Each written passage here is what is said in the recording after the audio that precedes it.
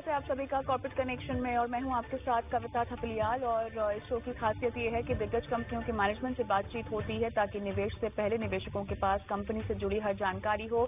Show में हम management से कंपनी की वित्तीय स्थिति, ऑर्डर बुक, विस्तार योजना से जुड़े मुद्दों पर बातचीत करते हैं। इसके अलावा दिग्गज मार्केट एक्सपर्ट भी हमारे साथ जुड़ते हैं जो फंडामेंटल राय आपको स्टॉक पर देते हैं और साथ ही बाजार की चाल पर भी आपको राय और रणनीति देते हैं। लेकिन चलिए शुरुआत यही है, तो बाजार की इस कमजोरी को हफ्ते के आखिरी कारोबारी दिन आपको कैसे देखना चाहिए? पूरा हफ्ता ही बाजार अनिश्चितता से भरा हुआ था। ट्रेड टैरिफ और उसको लेकर जो अनसर्टेनिटी है, सुप्रीम कोर्ट का जो फैसला यूएस में आने वाला है, काफी असमंजस उसको लेकर बना हुआ है। हमारे साथ एक्सपर्ट जुड़ चुके हैं, बात करते हैं उनसे।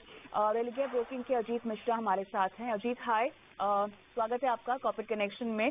और फ्राइडे काफी निराश कर रहा है, लेकिन अब बताइए कि ऑलमोस्ट जो मोटे तौर पे सपोर्ट लेवल्स थे बाजार, क्या वहीं जाता हुआ दिखाई दे रहा है अब? शुक्रिया कविता बिल्कुल। देखिए, ये जो पिछले 4-5 हफ्ते थे जहां पे कि कंसोलिडेशन का टोन था, इनफैक्ट लास्ट वीक जो हमने रिकॉर्ड हाइस को रिक्लेम किया था, तो कहीं ना कहीं मार्केट एक इंडिकेशन दे रहा था जिस तरीके से बैंकिंग, आईटी सारे सेक्टर्स अलाइन थे कि यहाँ से आपको शायद तेजी बढ़ती हुई नजर आए। बट उसके बिल्कुल परे आपने लास्ट वीक के गेंस और इनफैक्ट लास्ट 3 वीक्स के जितने भी गेंस थे, करीब 2.5% के कट के साथ अभी आप ट्रेड कर रहे हैं वीकली बेसिस पे, तो डेफिनेटली डेंट किया है जिस ट्रेंड को और जिस मोमेंटम में हम ट्रेड कर रहे थे।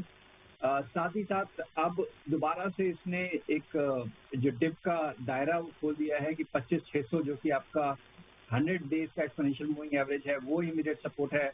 ऑलमोस्ट 25,665 के लेवल्स को हम टेस्ट कर चुके हैं आज के सेशन में और एक थोड़ा सा बाउंस देख रहे हैं। बट मान के चलिए 25,600 के नीचे 25,400, 25,200 वाला जोन भी खुल सकता है बाजार में आने वाले दिनों में।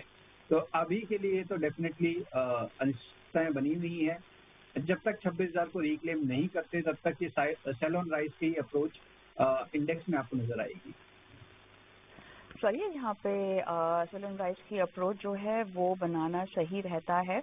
और अजीत, आपसे मुझे ट्रेडिंग कॉल्स लेनी है आपकी। Welcome back. और आप देख रहे हैं कॉर्पोरेट कनेक्शन। अजीत मिश्रा हमारे आज के मेहमान बने हुए हैं। अजीत, लंबा इंतजार करना पड़ा आपको, मैनेजमेंट से लंबी बात हो गई, लेकिन चलिए अब आपके पास रणनीति सुझाने के लिए बहुत जानकारियां हैं। हालांकि टेक्निकली चार्ट आप देखकर बताइएगा क्या लगता है ट्रांसफॉर्मर रेक्टिफायर्स की मैनेजमेंट की बातचीत सुन के मीडियम टर्म आउटलुक पर कुछ करना चाहिए? देखिए कविता, अगर आप इस स्टॉक की परफॉर्मेंस को देखेंगे तो टिल मार्च 2025 एक एक्स्ट्राऑर्डिनरी मूव मींस जो एक वर्टिकल कहते हैं एक ड्रीम रन, वो देखने को मिला था। स्टॉक करीब 13 रुपए के लेवल से आपने 625 तक के लेवल तक जाते हुए देखा था। उसके बाद से जो ये करेक्टिव ट्रेंड शुरू हुआ और अभी जो हाल फिलहाल में कुछ एक नेगेटिव न्यूज की वजह से यहाँ पे काफी ज्यादा वॉलिटिलिटी देखने को मिली। शॉर्ट टर्म, मीडियम टर्म मुझे लगता है कि अभी चैलेंजेस बने रहेंगे। मींस प्राइस एक्शन तो यही इंडिकेट कर रहा है कि आपको वॉलिटिलिटी काफी ज्यादा देखने को मिलेगी। नीचे के साइड पे आप करीब 230-240 का बैंड है, ऊपर पे करीब 360-370, तो करीब 100 पॉइंट के बैंड के अंदर आप उसको ट्रेड करता हुआ नजर आएगा। तो इसमें बेसिकली मुझे लगता है कि इतने एक्स्ट्राऑर्डिनरी मूव के बाद एक time wise correction, price wise correction, तो वो हम देख रहे हैं अभी कंटिन्यू होते हुए।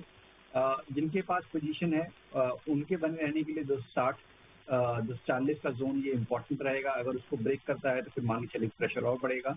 फ्रेश बाइंग की रिकमेंडेशन अभी नहीं होगी जब तक कि स्टॉक में कुछ स्टेबिलिटी ना आ जाए।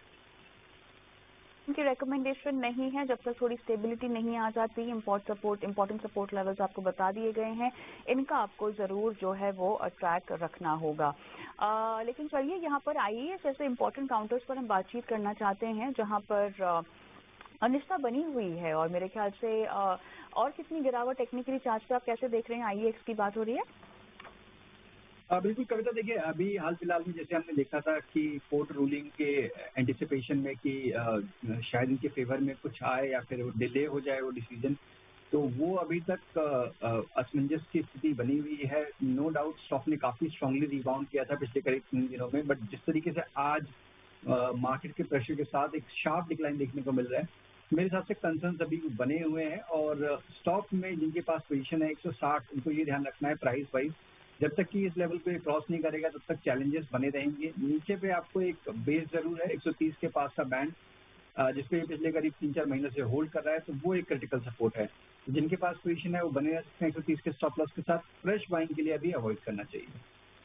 फाइन, यहाँ टोटली आपको अवॉइड करनी चाहिए, थोड़ा सा स्टेबल आउट हो जाने दीजिए, उसके बाद आपको जो है यहाँ पर रिकमेंडेशन कंसिडर करनी चाहिए खरीदारी की। लेकिन इसी के साथ मेरा समय समाप्त हुआ। कॉर्पोरेट कनेक्शन पर अजीत आप जुड़े, दर्शक को मार्गदर्शन किया, बहुत बहुत धन्यवाद आपका।